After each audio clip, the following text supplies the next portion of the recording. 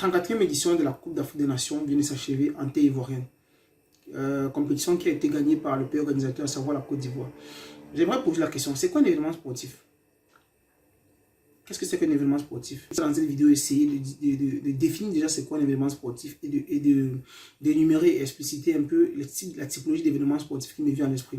Déjà, premièrement, il faut savoir qu'un événement sportif, tout simplement, c'est une manifestation organisée qui met en jeu des compétitions, des exhibitions ou encore des rencontres entre les athlètes et les équipes dans plusieurs buts. Premièrement, divertir. Deuxièmement, promouvoir un sport.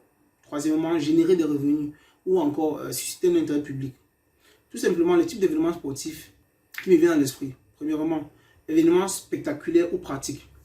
Il faut savoir qu'il s'agit des événements où la présence des personnes est destinée à assister à un spectacle ou une performance. Cela se traduit naturellement lors des événements tels que, je peux citer entre autres, les Jeux Olympiques, la Coupe du Monde de football.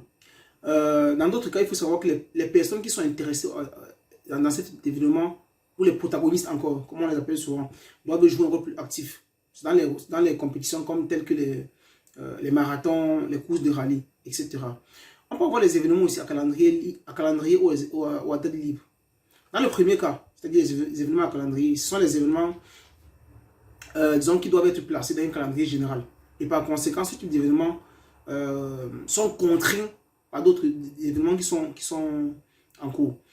Et dans les événements à date libre, il faut savoir que l'organisateur est libre de choisir la date qui lui convient pour pouvoir organiser son événement et mettre sur pied. Et dans ce cas, il faut savoir que il ne doit pas demander l'autorisation à une personne. Et c'est aux autres organisateurs qui doivent s'adapter à son événement sportif. Le troisième type d'événement, c'est les événements à but lucratif ou non lucratif. C'est assez clair. Dans le premier cas, bien évidemment, la réalisation d'un bénéfice est l'objectif principal. Dans le second cas, c'est la participation à l'événement qui est l'objectif visé. Dans le second cas, c'est-à-dire les événements à but non lucratif, on peut avoir des événements sportifs populaires pour tous, comme par exemple les marches sportives. On a aussi des événements internationaux ou locaux. De plus en plus, il faut savoir qu'il y a des événements qui suscitent un intérêt très international. C'est le cas des événements sportifs tels que les Jeux Olympiques. Et voilà, c'est l'événement sportif international par excellence. Ensuite, dans le cas des événements sportifs locaux, on a un événement qui est organisé dans une circonscription bien précise, dans un espace local bien précis. Et ce type d'événement se déroule le plus souvent dans les différents quartiers. Ensuite, on peut citer les événements périodiques occasionnels. Très simplement, il faut dire que certains événements ont une cadence périodique. Le plus souvent, périodique, ça veut dire dans une période précise. La cadence peut être annuelle ou pas. L'événement qui me vient à l'esprit le plus souvent sont les Jeux Olympiques ou la Coupe du Monde, qui est un événement à cadence quadriennale, c'est-à-dire qui se déroule après 4 ans. Tandis que les événements occasionnels, comme le terme le stipule, l'indique, c'est des événements qui sont organisés de façon instantanée, de façon à la chose spécifique qui se présente, je veux dire. Maintenant, on peut citer des événements monothématiques ou plurithématiques. C'est-à-dire, monothématique, ça veut dire simplement un événement qui peut constater la mise en place d'un seul thème. Comme un championnat. Le championnat de football au Cameroun ou en Italie ou je ne sais pas, ou en France, je ne sais pas quoi. Et maintenant, les événements plurithématiques, c'est les événements qui regroupent plusieurs thèmes. Et là, on peut citer les événements tels que les Jeux Olympiques. Je dis c'est l'événement par excellence parce que les Jeux Olympiques, c'est un événement sportif qui regroupe plusieurs typologies de sport. On a des événements à accès public ou privé. Il faut savoir que dans les événements à accès public, l'accès tant pour les spectateurs que pour les protagonistes est ouvert au public. Ça peut être payant ou gratuit. Maintenant, dans le cas des événements à accès privé, il faut savoir que l'accès est réservé et c'est se fait le plus souvent sur invitation. Maintenant, on peut citer aussi les événements à organisation publique ou privée.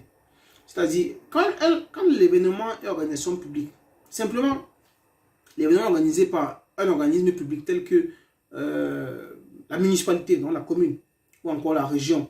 Donc, une institution publique. Dans le cas de l'événement avec organisation privée, il faut savoir que ce type d'événement est organisé par une structure, une société privée qui est spécialisée dans ce type d'événementiel. Comme par exemple, un événement avec un lieu fixe ou avec un lieu différent. Sachant que le plus souvent, il y a des événements qui sont organisés dans un même endroit. Toujours dans un même endroit. Comme par exemple les ATP, dans les championnats de tennis. Et il y a des événements dont le lieu varie. Comme la Coupe du Monde, les Jeux Olympiques. La Coupe du Monde en 2018, c'était en Russie.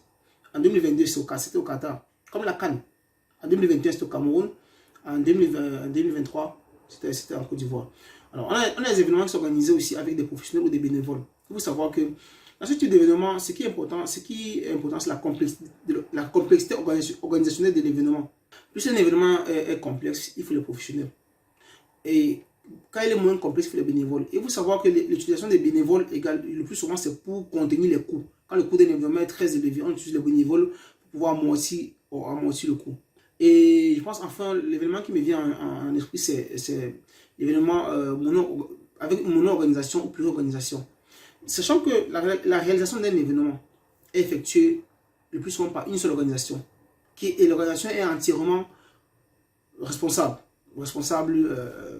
Mais le plus souvent, il existe aussi, dans le cas des événements plus organisationnels, les événements qui sont organisés par une ou plusieurs entités. On peut voir de plus en plus dans le football, la Coupe du Monde. En 2002, au Corée et au Japon, événement qui est organisé par deux pays différents. En 2026, on a trois pays, le Canada, le Mexique et les États-Unis. Voilà comme ça le type d'événement qui me vient en esprit, la typologie